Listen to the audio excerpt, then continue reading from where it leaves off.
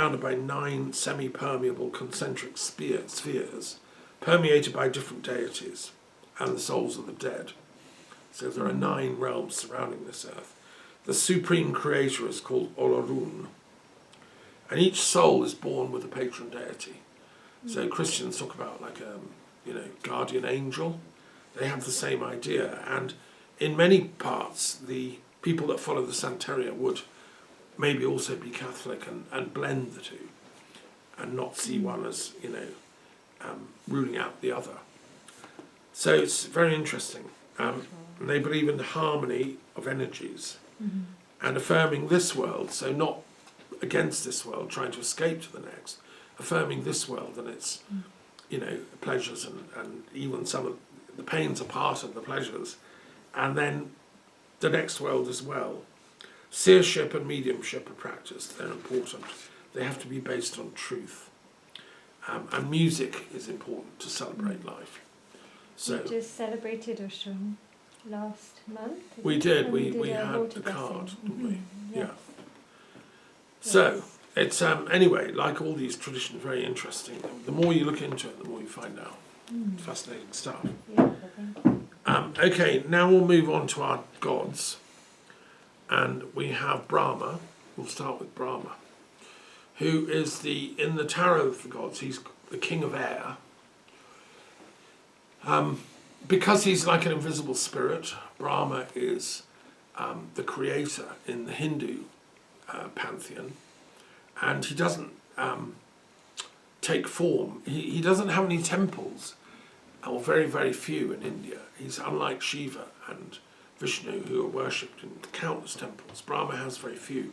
The reason is because Brahma is worshipped by the mind, and the temple of Brahma is the mind of all of us.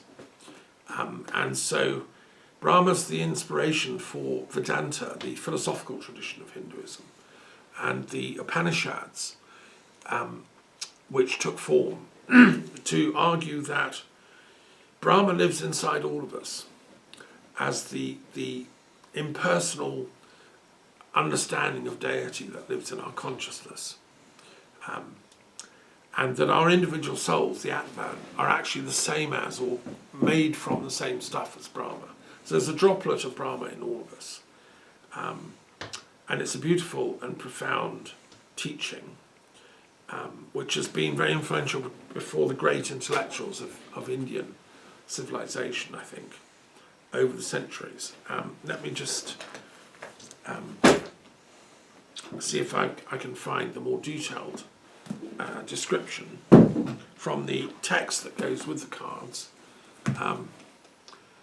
because I had an insight once when I was in India and I was musing on all this, meditating, and I was thinking to myself, why does Brahma have no temples? Well, there's an official reason, and then there's an unofficial explanation.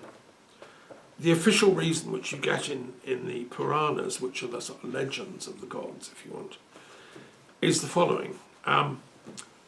Brahma has a beautiful wife called Sarasvati, who's the goddess of music, and she features in the card there in the doorway. And she has a veena, and she's responsible for harmony and music and beauty. And Brahma sort of creates everything in general terms, but Sarasvati puts the finishing touches to it and makes it beautiful. She beautifies the universe. And anyway, the story is that way back at the beginning of time, after they'd finished the creation, they were invited out to supper by another god. I can't remember exactly who. And they were invited out as a couple. Probably Vishnu, he likes giving parties. And so Brahma was waiting for his wife, Sarasvati, to get ready.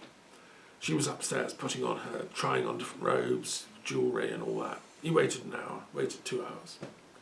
And, it was like, come on, shouted upstairs a couple of times, no sign, I'm coming. And eventually he got a bit cross. He said, come on, we've been here 4 hours waiting for you. And Sarasvati did eventually come down, but she was a bit furious, and she said, because of your lack of patience and your temper, you will never have a temple anywhere worshipping you. So she sort of cursed poor old Brahma with this thing. So it's a great story, and I suppose the teaching point is not to lose your patience, and that men should respect women and let them do their thing in their own time. And it's difficult sometimes to remember this story. But that's the official line, okay, and it's a great story. It occurred to me once in a moment of insight that comes when you're meditating or thinking deeply, that actually Brahma does have an awful lot of temples in India sneaked in. Because the Muslim tradition, which includes a very great many hundreds of millions of Indians, worship an invisible creator God in their mosques. And Allah plays exactly the same role cosmologically that Brahma plays in the Middle East. Allah is Brahma. There's no two ways of getting around this. Allah is the creator, just as Brahma was. So every mosque is actually a temple to Brahma in his Allah form. But so are all the churches of India, because churches worship God the Father, as well as God the Son and God the Holy Spirit. But God is also Brahma. He's the creator. And there are thousands of churches throughout India, and synagogues, Jewish synagogues, where they worship God, Yahweh. So I realised that actually Brahma is worshipped in all these places, but just not called Brahma. But it's the same, phenomenologically, it's the same spiritual idea. So, you know, that's my theory as to how Brahma got his temples, is because the prophetic lineage of the Middle East came to India and, in a sense, insisted on that element being there.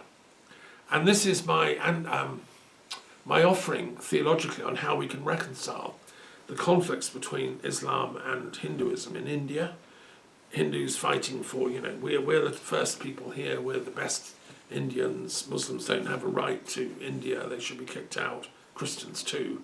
And there have been attacks on Muslims and attacks on Christians in the most recent decade under the BJP and the RSS, who are quite fanatical Hindu.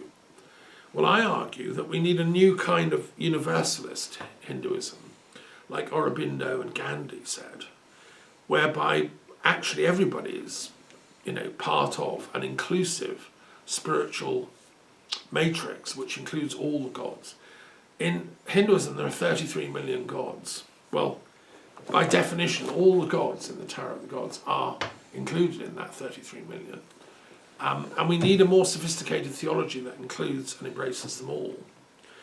And that, so, you know, of course Allah is welcome in India because Allah is Brahma.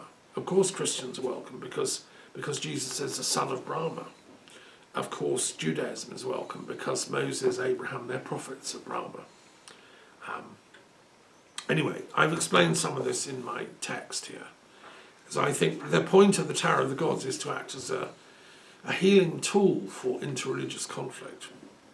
And I'm sure that Brahma would love it if all the children of planet Earth could collaborate in peace, whether you're Russian or Ukrainian or Jewish or English or Muslim or French. You know, we're all going to Brahma Loka, which is the abode of Brahma in the heaven worlds with his goddess Sarasvati. And it's also referred to as Satloka, Satyaloka, the world of truth. And so, as a philosopher, I agree with Gandhi that we won't get peace on earth till we have truth, Satya. And for that we have to be truth holders, Satyagrahis, and follow this higher Brahma who lives within all of us as our conscience, as our mind, as our spirit. So that's Brahma. We love him. I've done a commentary on one of the longest of the Upanishads, by the way, on my Green University website, that people can hear. Now we come to Da, who is the four of earth. Da, who is an African god, and is in the other volume, of course.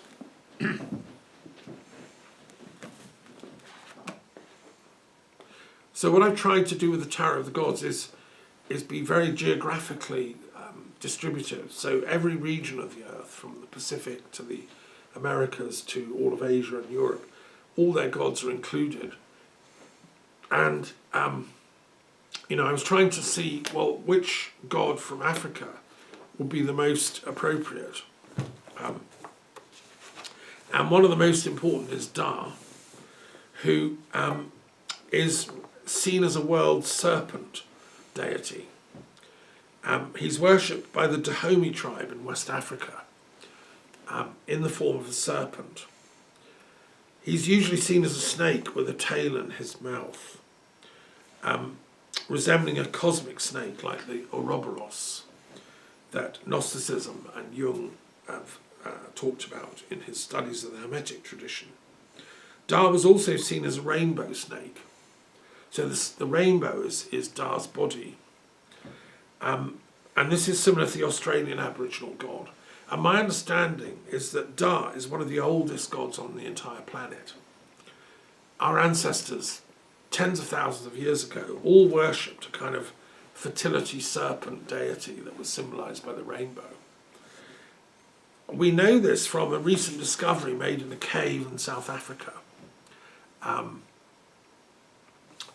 which is really interesting. So they found this cave in the mountains in South Africa, where a Norwegian archaeologist discovered the San people, who it's in their region, still regard this as sacred. And it's now a UNESCO World Heritage Site, the Sodilo Hills. It has the largest concentration of rock paintings in the world. It's a group of small peaks in the Kalahari Desert. And in that concentration, it has more than 3,500 paintings on cave walls, some of which are more than 1,500 years old. And the San people say it's the holiest place on earth, right? And they still go there. Now, the python is one of the San people's most important animals, the great serpent. And a Norwegian archaeologist called Sheila Coulson went up into these caves and with students, and they dug down in 2006. They saw a painting on the wall of a python, a giant snake, and at the head of this python, which was it was painted in a way that the rock configurations of the cave walls sort of blended in, so it was like partly 3D effect. At the head, they dug down and they found stone tools had been buried there and axe stones, and they dated those starting digging down to 70,000 years ago. So for 70,000 years, people have been coming to that cave, leaving votive offerings, giving them to the python god, who is essentially Da. We don't know the name that was used 70,000 years ago, but it's the same god on a wall in a cave in South Africa. And this is what Da represents, that. So he's the ancestral deity, in a sense, of mankind. I explain all this in the text. And I find this absolutely fascinating. So modern theories about the evolution of Homo sapiens, that's us, is that we did indeed evolve in Africa from people that would have worshipped the kind of rainbow snake of life, effectively. Another thing we could say the rainbow serpent stands for is the DNA molecules. And Jeremy Narby's written a book about this. Graham Hancock's also written a book about how the shamans of those times were able to intuit into our innermost being, and they came across this kind of spiraling shape, and it appeared in their dreams, in their imaginal inner worlds, which then gets reflected on the art they were using. And so that's maybe what the snake also represents. It's the evolutionary tree of life, so to speak. And this is why when you take psychedelics, as shamans tend to do, you often encounter these kind of beings who bring knowledge, ancestral knowledge, to us. I argue in my book that this primal deity, the snake serpent deity, then spread out to all regions of the world as hominids, human beings, journeyed over tens of thousands of years. And that's why Apollo in Greece, the serpent is wound round the caduceus and is a symbol of healing. In Greek medicine to this day, the doctor's symbol is the wand of Asclepius, which has a serpent spiraling round it. And I believe it's the origin of the Kundalini, the serpent in the Hindu or Buddhist tradition. It's the same deity. The Kundalini is the snake that stores our knowledge and that we can access. And when we reach enlightenment, it becomes fully awake, fully enlightened. And likewise in the Aboriginal culture, the rainbow serpent is their top god.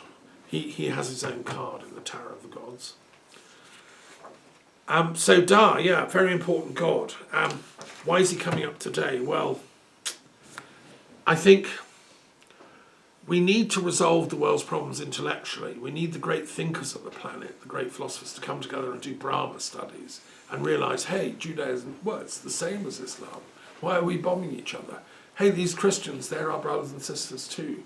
We're all one. We need new Aurobindos to come and teach the universality of wisdom in all the traditions. Study the Tarot of the Gods. You'll realise they're all one and different, just as the periodic table is all one but different. So, what we need is some new geniuses like Aurobindo to come and explain in detail how each element, each part of the table, is made of the same universal energy, and how it takes form, say, in Santeria or Hinduism or Christianity. But it's the same thing, it just takes different elemental shapes.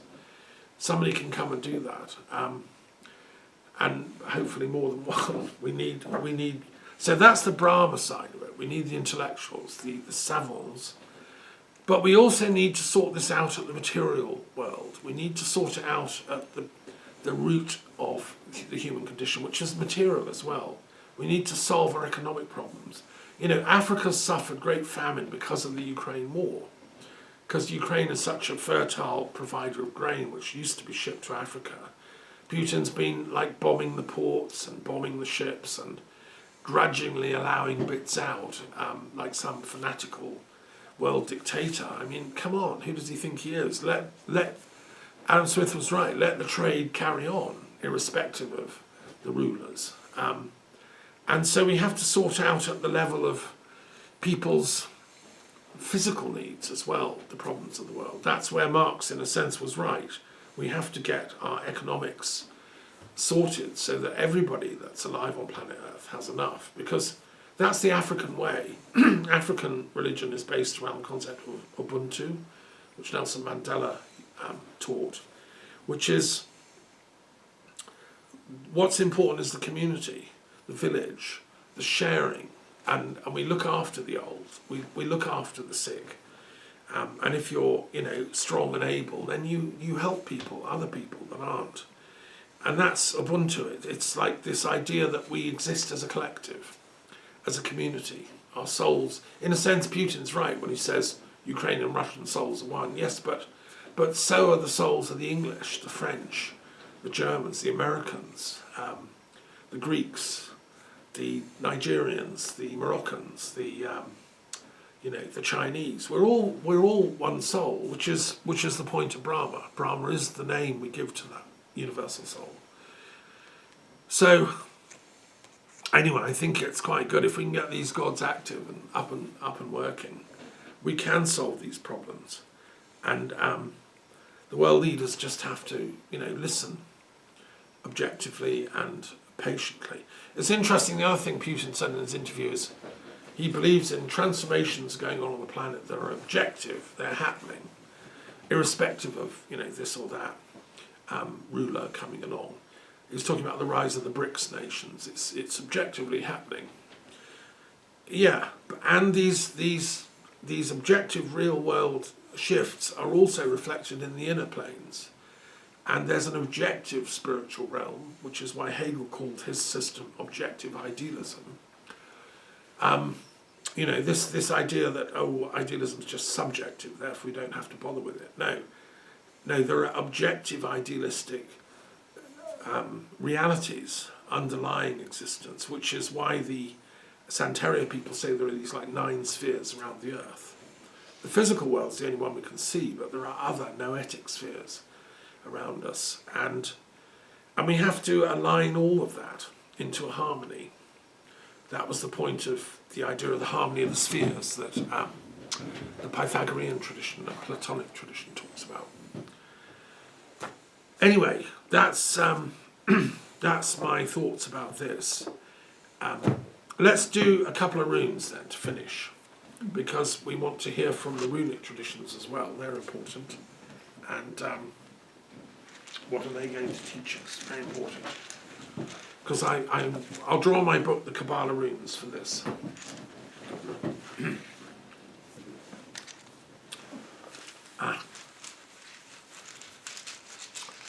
Jolly good.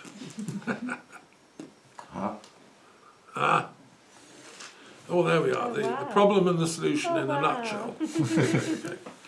We'll start with the problem first. Okay. This rune is thorn. The letters TH, and it stands for those annoying plants that you prick your fingers on that cause thorns.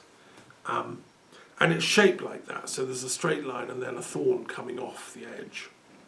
And Thurisats, as it's known, stands for all that's causing difficulty in life. We as a planet are going through a Thurisats moment. We're having great trouble with these wars. Poor people of Palestine. I've been to Palestine several times. I love the Palestinian people. I cannot bear to think of them having this suffering and bombing. And it's a nightmare. Just because a few of them, mistaken military people, thought they were being heroic by doing a big attack on Israel. I mean, they were mad to do that, of course. It should never have been allowed to happen. So we're in a thorn moment. And then Israel's response is absolutely catastrophically out of order and over the top. They should have sent in teams to arrest the actual, people who'd done it. They should have done it legally through the UN. They should have put out arrest warrants for these people. They should have had Hamas declared a terrorist organisation, everywhere, and so on and so on. Not mass bombing women and children to the tens of thousands. And there are thousands of bodies still under the rubble, and 70% of the homes of Gaza have been destroyed. So that's a thorn moment, a Thurisats moment. And the Anglo-Saxon name is thorn. The old Germanic name is Thurisats. An Anglo-Saxon rune poem says, "The thorn is most sharp, an evil thing, to take a grip on, extremely grim, for any man who rests among them." You don't. And also in the fairy tales, it's thorns that guard the sleeping princess. It's a forest of thorn trees and so on. So so it's a trouble. Now, the runes are very clever because the next rune we've got is Win, which is W, which is the same rune, but the thorn has been lifted up to the top. And this stands for victory and joy. The old Anglo-Saxon word for joy was win, and it's the root of our word to win. Winning is when we feel joyful.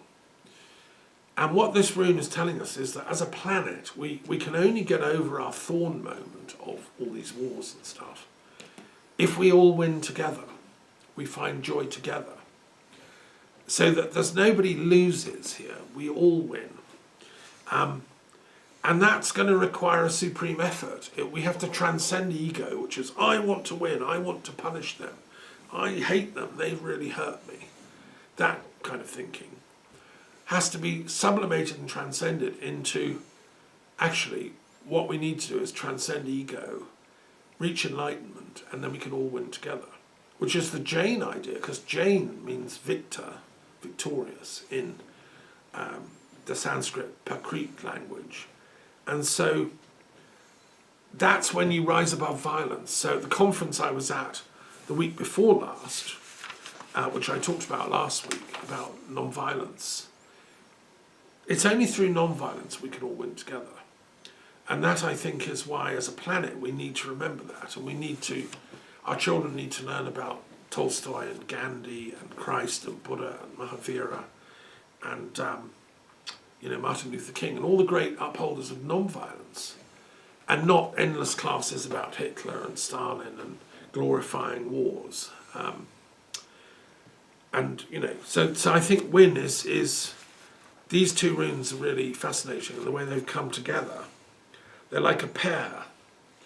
And in my book on the Kabbalah runes, which took me a couple of years to write when I lived in Scotland at the Castle of the Muses, I went into great detail on the sounds of th and what it means in different religions, different languages, and the sound wa and what that means in different words, and explain it all in the book in detail. I think more than any other writings I know on the runes that have been done, because as a philosopher of language, I'm interested in the link between sound and meaning, between the sonic value of a sound and its sort of mental significance. And it's the same root in the word Veda, which means knowledge. W and V are often connected. So Veda or Veda is the same root. It's there in the word Woden, who was the god of wisdom, who invents the runes. And it's there in the word druid, druvid. Vid is to see and to know the truth. Dru is dharma in the word migrated as it came across from the roots of Indo-European peoples to far western Celtic lands. So the victory is to know, is to have knowledge, to become a seer, a druid. And it's there in the word vak as well, which is Sanskrit for speech. All I'm doing is just sharing vak, vibrations. And it's there in the word world and word. Word is the primal vibration, and that's why in St. John's Gospel it says, in the beginning was the Word. That's why we need to respect each other, because we're all receptacles of the Word, and that's holy, that we all have that Brahman energy within us. Therefore, non-violence should be ruled out. We should do violence. You can disagree with somebody, try and tell them they're wrong, but don't kill them. Don't bomb them. Don't torture them or arrest them. Let them speak. Let's learn to listen to each other. So I think these are a good set of teachings we've had today. Any questions or comments on anything I've left out of this, or that you see that I can't see? Yeah. It's a joke, but the C is not existing in French, and people from France, when they study English, it's very difficult for them to say C. And is it why? I ask you the question because I don't see in many other languages this sound. Ah, so you don't have a th sound at all. No. Théâtre, c'est T. T or T or S or ci, for example, ce, ceci, cela. But between the T and the S, we don't have this kind There's of no th, stuff. th. With the spelling, yes, but the spelling of th in French is only T, is the same as T. Well, this might be the secret of the English. Yes, We had the third. as well as the we on the opposite side. W is very seldom used in France, the we sound. Usually we use the simple V, victory, of victory, for example, but the W is very seldom used in France. I'm trying to think of a word. So I've been watching a film about Vercingetorix, the great Gaulish Yes. leader. So that's a V, But, Vercingetorix. Can you think of a French name or word with w sound? it will the spelling would be O-U-A, wa, Right, there's no W or at all. O-I, wa. Il n'y a pas de W, pas du tout, non, mais il existe dans l'alphabet, n'est-ce pas? Je pense. This is words coming from England. We keep them with You W. adopted them. Oh, yes. Okay. So you do use the W. Because, W. yes, because of English influence. Okay, very interesting. Yeah. One question I have, and I don't think anyone has ever answered it properly. It is believed the original Franks, the Frankish tribes that came from Belgium and colonized northeastern France and gave their name to France, would have had a runic alphabet as well. They would have had something like the runes, because they were a Germanic tribe, and the Frankish cosmology, would have been similar to the runes of the Anglo-Saxons. But so far as I know, no archaeologists have discovered runic remains with the Frankish runes on them. Because in Scandinavia and Anglo-Saxon world, they put them on swords. They would engrave the runes on swords, on gravestones. But I don't think we found any Frankish ones. And it's something I did go into in detail in my studies for the Kabbalah runes. There's a 40-page introduction to the book where I explain about runology, which is an academic discipline about the study of the runes. And I lament the fact we haven't found the Frankish ones. And I still hope we'll find some cave somewhere up in, northeastern France on the mountains with a sort of hoard of Frankish runes in. And we might then discover what they did with Wynn. I don't know. I don't know what. I can't say where it's gone. And Thorn as well. But they certainly have, the Franks have the concept of victory and of suffering and difficulty. So I'm sure that in the old Frankish runic alphabet they had an equivalent. But it's a question for linguists and philologists and archaeologists and specialists in runology. Please find me the original Frankish runic alphabet and we'll revisit the question then. Okay, that'd be good. Yes, okay, and Madam, have you got any Beautiful. questions? Yeah. Just Comments. a thread. It just seems to me the message coming through is to look at our ecology to help bring us back into that harmony, that union with our earth, goddess, mother, Da, and how water is that harmony, that peaceful presence. And for me, when Oshun came through with the sorry, I forgot the word. The Santeria tradition. Thank you, Santeria Yeah. tradition. Mm. She's like the fertility mother goddess.